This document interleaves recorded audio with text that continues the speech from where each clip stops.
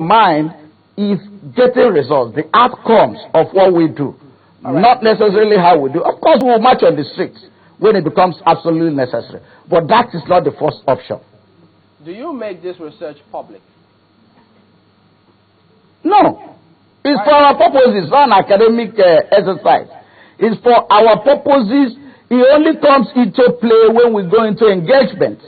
So, and since these engagements are not done in public, the only time we make them public is if government is continuance in its insistence that theirs is better than our own. But once we're able to make the point and government accepts, why do we need to go public?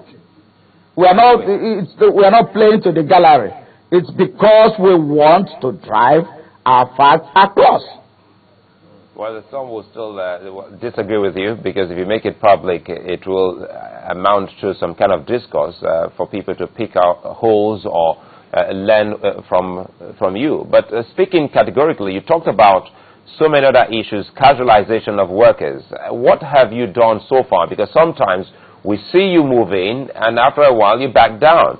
A case in point is when you moved to so many other places with the aim of picketing some of those places, and as we speak, some of them still have casual workers in their employment. Yeah, you know, the issue is unfortunately the ubiquitous Nigerian factor. We cannot just go there and stay permanently. When we move in and we get these employers to sit down around the table after picketing and we sign some understanding and engagement, we expect the workers who are on ground there to follow up.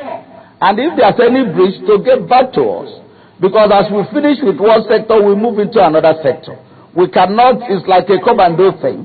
Once the commando has moved in and they have secured the liberation or the capture of a town, you have the infantry holding ground. And if there is need again, you bring the commando back, because we are not in such large numbers that we can stay permanently in one establishment and all that. So that's what happens. But anyone that comes to our notice, we engage and we trash it and we move on, believing that all is well in that sector until we have another adverse report.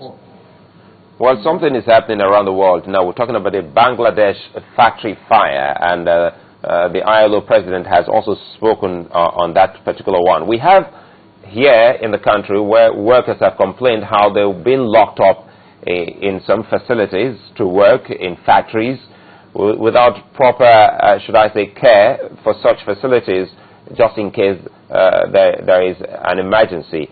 What is Labour doing, just as the ILO is talking concerning the Bangladesh factory fire?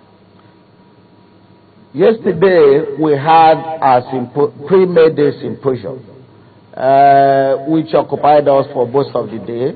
The topic was 100 years of nationhood, challenges of development, where we had various speakers, renowned speakers who came to present papers.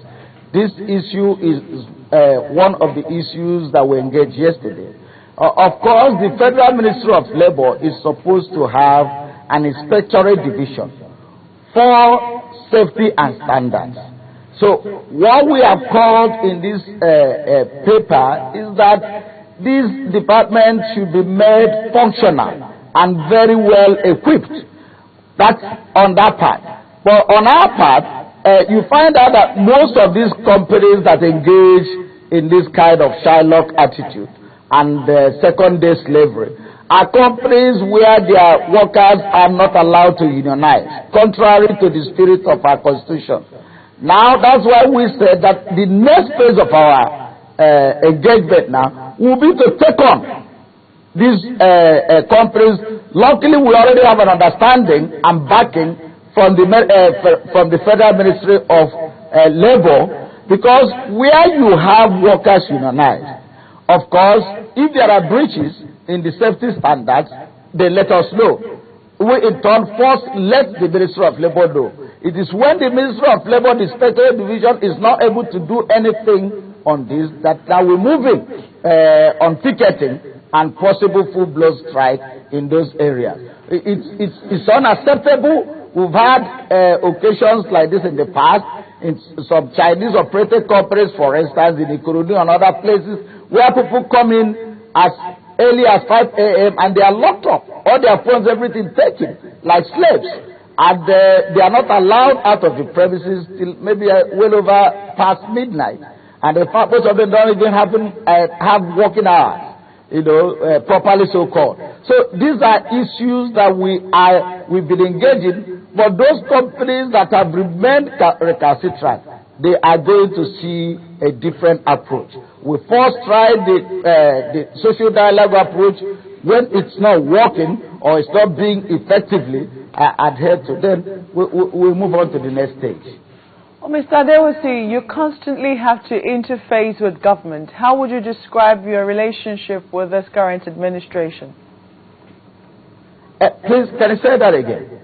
I said you currently have to constantly have to interface with government. Okay. How would you describe your relationship with this current administration, that's NLC's relationship? Well, I think the relationship between the NLC and the government, like any other employer, ought to be cordial. It's been clumsy here. We've had some government functionaries who still think that we're in the colonial era.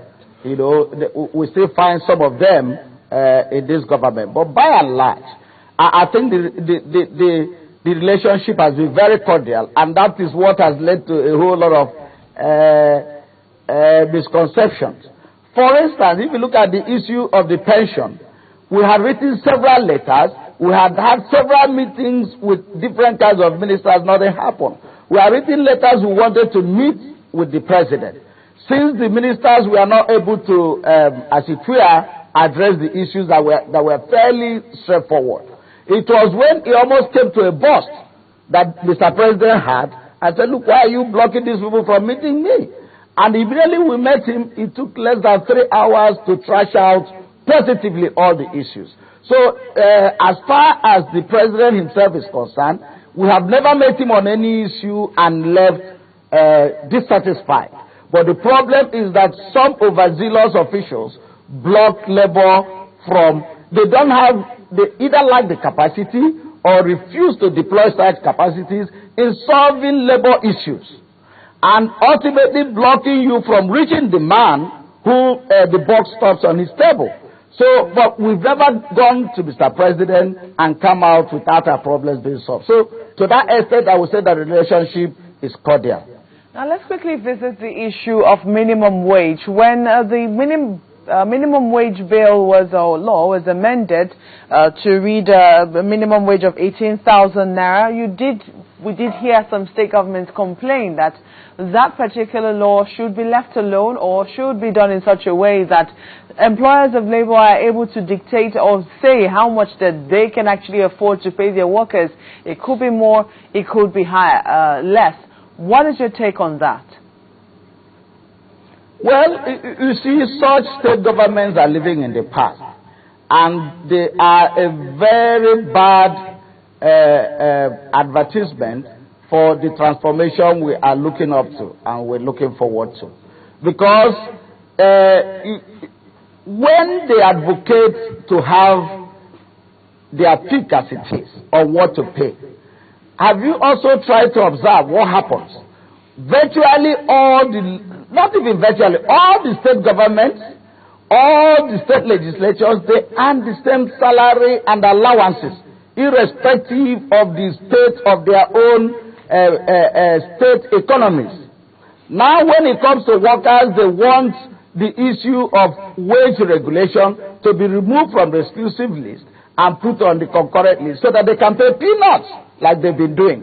Of course, like you rightly observed, there are a few, 1, 2, 3 or so states that up to now have refused to pay their workers that minimum wage. Of course, we are now ready to take on such, because we cannot allow this state of affairs to continue until 2015. We have to sort it out before the 2015 general elections. But it's this kind of state governors with this kind of state of mind that think that workers who produce the wealth that they squander should not have any decent living. And we say no, because that is the